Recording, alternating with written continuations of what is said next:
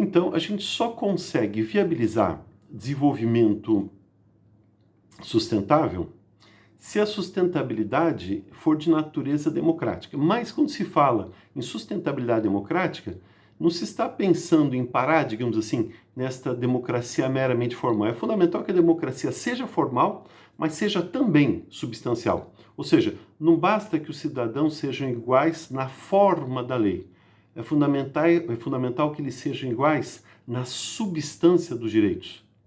Então, não basta ser uma democracia meramente institucional. Então, que as instituições democráticas funcionam. Essas têm que funcionar e a gente tem que garanti-las, né? E hoje, mais do que nunca, que estão sob ataque. Mas é fundamental você também criar uma democracia popular, participativa. Ou seja, você precisa fazer com que a democracia ela consiga recolher a vontade geral, como dizia Rousseau. Ou seja, que ela, pode ser assim, viabilize que o funcionamento das instituições democráticas se dê de acordo com as expectativas que a sociedade vai produzindo em relação ao Estado, à vida política e assim por diante. Não basta ser uma democracia somente representativa. A democracia representativa tem um papel fundamental, mas é fundamental que ela seja democracia representativa e também deliberativa direta. Ou seja, que você crie canais eficazes, efetivos, legítimos, civilizados, institucionais, através dos quais a sociedade possa expressar suas demandas em relação ao poder político.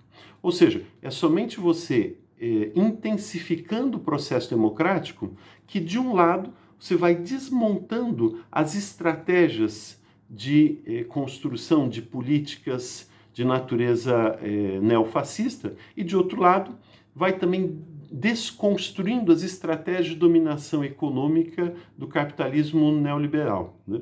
Ora, é nesse sentido, portanto, que desta forma, a gente pode apontar na direção daquilo que um dos grandes pensadores sociais, um dos grandes sociólogos contemporâneos, o Boaventura de Sousa Santos, então, um dos grandes sociólogos portugueses, pode ser o seu trabalho, tem uma projeção mundial, que ele fala das duas globalizações. Ele fala da globalização hegemônica e da globalização contra-hegemônica. Ou seja, você tem uma globalização vigente, que é a globalização imposta pelo capital, né, que vai viabilizando uma relação, pode ser assim, de subordinação das sociedades em relação pode ser assim, a rentabilidade, a perspectiva da rentabilidade desse capital.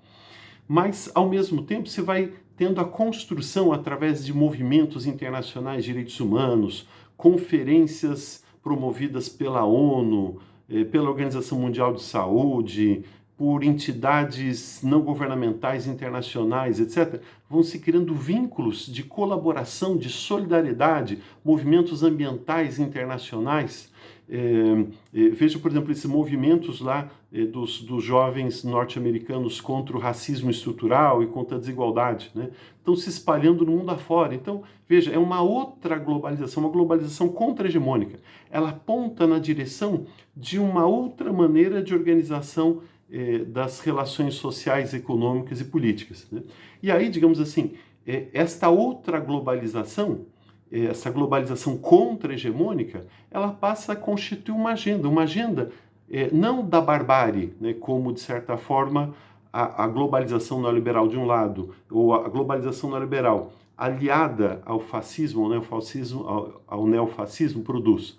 Então, essa é a globalização da barbárie, né? É uma globalização da civilização. E aí, nesse sentido, é que ela aponta numa perspectiva pós-capitalista, ou seja, ela aponta na perspectiva de um avanço, de um progresso civilizacional, social, na direção de uma sociedade que inclua valores como responsabilidade social e responsabilidade intergeracional, né?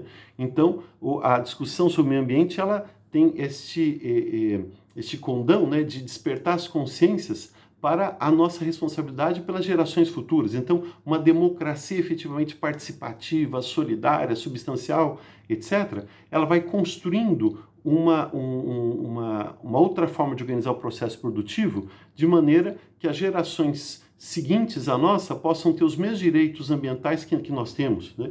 Então, uma globalização da solidariedade local e global, né? Então, veja, né, esta ideia, né, por exemplo, eu volto a insistir, esse movimento dos jovens nos Estados Unidos, que vai tomando conta no mundo inteiro e vai criando uma espécie de circuito global de reação ao caráter autoritário que as polícias, neste contexto do Estado de exceção, do Estado fascista, do Estado autoritário, vai se constituir. Então veja a repressão que os jovens lá e na Europa estão sofrendo, né? Em relação a um direito fundamental, que é o direito de expressão, está lá na Constituição norte-americana. Da mesma forma, a repressão na Inglaterra, na França, na Itália, que esses movimentos jovens têm experimentado, ou seja, eles estão colocando em xeque esse caráter autoritário do Estado e estão apontando uma outra direção, ou seja, na direção da solidariedade global e local, né? Então a gente precisa pensar o local na perspectiva do global e o global na perspectiva do local. Então esta articulação da solidariedade, ela aponta para uma outra globalização, né? Assim como a incorporação de valores e virtudes fundamentais como compaixão e generosidade, né? Coisa que, por exemplo, nosso presidente não tem demonstrado de forma nenhuma, né? Então 34 mil pessoas nesse momento mortas pela coronavírus no Brasil, o presidente Bolsonaro fazendo piadinha, menosprezando.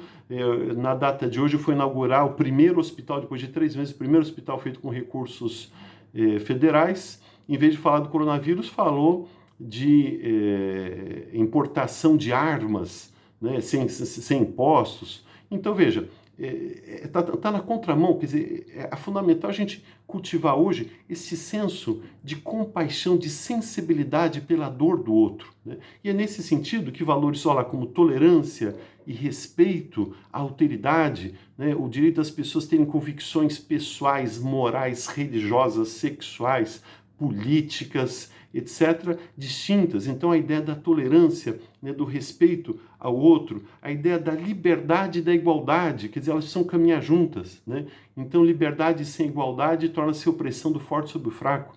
Então, a importância de você articular isso, uma sociedade de pessoas livres e de pessoas iguais. Então, isso, digamos assim, são valores que vão mobilizando, né, a sociedade numa direção que aponta para um patamar de civilização mais elevado, um patamar, né, orientado pelo amor, pelo cuidado pela vida, né, a vida de cada um importa. Olha lá o grito dos jovens lá, né, vidas negras importam, né? Então, é nesse sentido, este amor pela pessoa humana e não o ódio, né?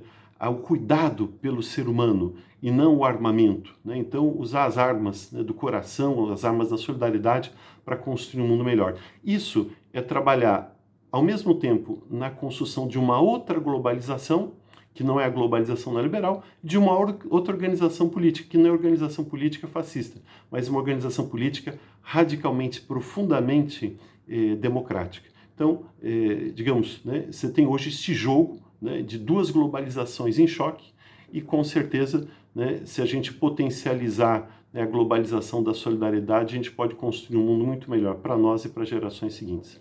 Um grande abraço a todos, fiquem em paz com Deus, até mais.